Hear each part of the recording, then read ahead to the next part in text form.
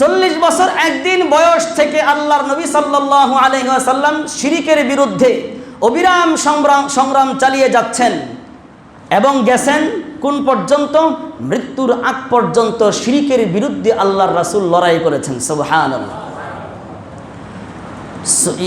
সিরাতের কিতাবগুলোর মধ্যে আছে আল্লাহর নবী সাল্লাল্লাহু আলাইহি ওয়াসাল্লামের শিরকের বিরুদ্ধে যেন বর্ণনা করা বন্ধ করে দেয়। যখন মক্কার কাফেররা মুশরিকরা জানতে পারলো যে নবী মুহাম্মদুর রাসূলুল্লাহর উপর যে নাজিল হওয়া কিতাব, এই কিতাবের মধ্যে আমাদের ধর্মের প্রতিমার আসল অবস্থা বাস্তবতা তুলে ধরা হয়েছে এবং আমাদের মূর্খতার পরিচয় দেওয়া হয়েছে, তখন সকল আরবের সকল মুশরিকরা রাসূলুল্লাহ সাল্লাল্লাহু আলাইহি সাল্লামের জানের দুশমন হয়ে গেছে।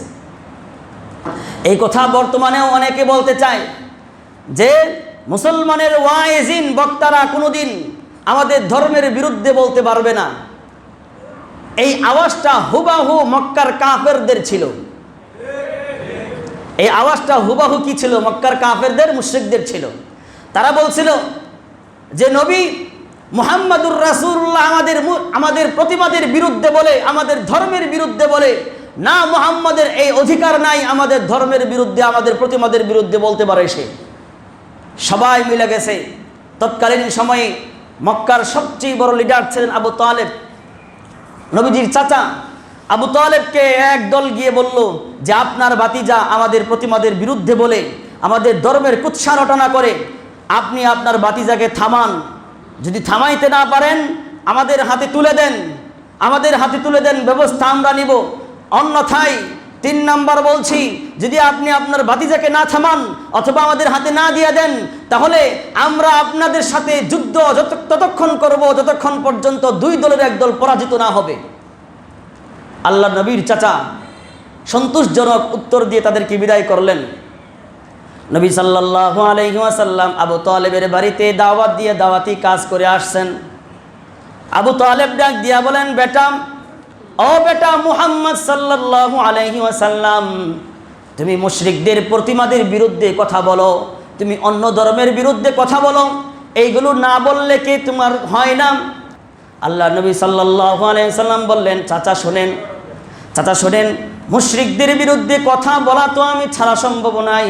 তারা যদি আমাকে ডান হাতে আকাশের সূর্যটা এনে দেয় আর বাম হাতে আকাশের চন্দ্রটা এনে দেয়, এর বিনিময়ে যদি তারা বলে আমাকে যে আপনি মুশরিকদের বিরুদ্ধে বলা ছেড়ে দেন, অন্য ধর্মের বিরুদ্ধে বলা ছেড়ে দেন, ইসলামের দাওয়াত দেওয়া ছেড়ে দেন, তাহলে আমি বলবো যতক্ষণ পর্যন্ত এ দেহে প্রাণ আছে আমি মুশরিকদের বিরুদ্ধে বলেই যাব, ইসলামের দাওয়াত আমি দিয়েই যাব এবং আল্লাহর জমিনে আল্লাহর দ্বীন আমি জিন্দা করে যাব। বক্তাদের, ইমামদের এই ঘোষণা আল্লাহ নবী থেকে শেখা উচিত। কোন অপশক্তির সামনে আল্লাহর রাসূল মাথা নত করেন নাই। রাসূলুল্লাহ সাল্লাল্লাহু আলাইহি সাল্লাম চাচার সামনে কি গরম বক্তব্য দিয়েছেন যে জান চলে যেতে পারে, এক হাতে সূর্য আসতে পারে আর এক হাতে চন্দ্র আসতে পারে, এর বিনিময়ে যদি ছাড়তে বলেন তাওহীদের কথা, আমি রাসূলুল্লাহ তাওহীদের কথা ছাড়তে রাজি নাই। বরং পৃথিবীর সুপার পাওয়ার যারা ছিল, সুপার পাওয়ার নেতৃবর্গরা এক পক্ষে আর জনাবে মুহাম্মদুর রাসূলুল্লাহ একা এক পক্ষে। সুবহানাল্লাহ। ইমাম এমন হওয়া লাগবে, মুসলমান এমন হওয়া লাগবে, সমস্ত বাতিল পৃথিবী এক পক্ষে আর আমি একজন ঈমান জান যতক্ষণ আছে এক পক্ষে, আমি ততক্ষণ ঈমানের লড়াই করে যাব যতক্ষণ এ দেহে প্রাণ আছে। ঠিক কিনা বলেন? আল্লাহ রাব্বুল আলামিন আমাদেরকে বুঝবার তৌফিক দান করেন। আমিন। রাসূলুল্লাহ নবুয়ত প্রাপ্তির পর থেকে জীবন পর্যন্ত, মৃত্যুর আগ পর্যন্ত আল্লাহ রাসূল সাল্লাল্লাহু আলাইহি সাল্লাম এই শিরকের বিরুদ্ধে অবিরাম সংগ্রাম চালিয়ে গেছেন।